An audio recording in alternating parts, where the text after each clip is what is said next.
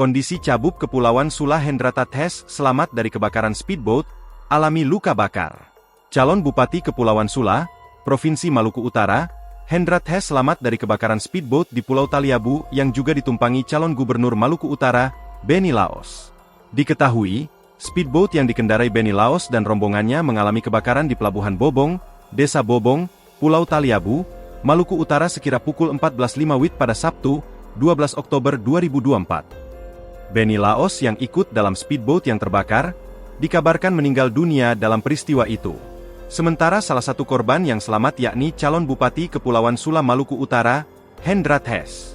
Hendrata dievakuasi ke Rumah Sakit Umum Daerah, RSUD, Bobong, Kecamatan Taliabu Barat, sekira pukul 14.30 WIB.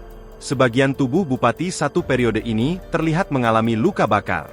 Saat ini, Hendrata masih menjalani perawatan medis intensif. Anggota DPR RI dari Partai Demokrat, Herman Haeron mengatakan, ada beberapa kader partainya yang turut menjadi korban dalam peristiwa itu. Ia menyebut pihaknya telah mengofirmasilkan hal itu pada sejumlah kader Partai Demokrat di Maluku Utara. Herman juga menjelaskan bahwa rombongan yang turut dalam kapal speedboat tersebut dalam perjalanan untuk melakukan kampanye. Perjalanan ini merupakan perjalanan kampanye calon gubernur dan wakil gubernur, di mana dibuat dua tim. Ada tim calon gubernur dan tim calon wakil gubernur. Di mana dibuat dua tim ini adalah untuk lebih efektif, karena Maluku Utara terdiri dari dua pulau. Perjalanan rombongan itu, lanjut Herman, sudah 14 hari dan hari ini merupakan hari ke-15.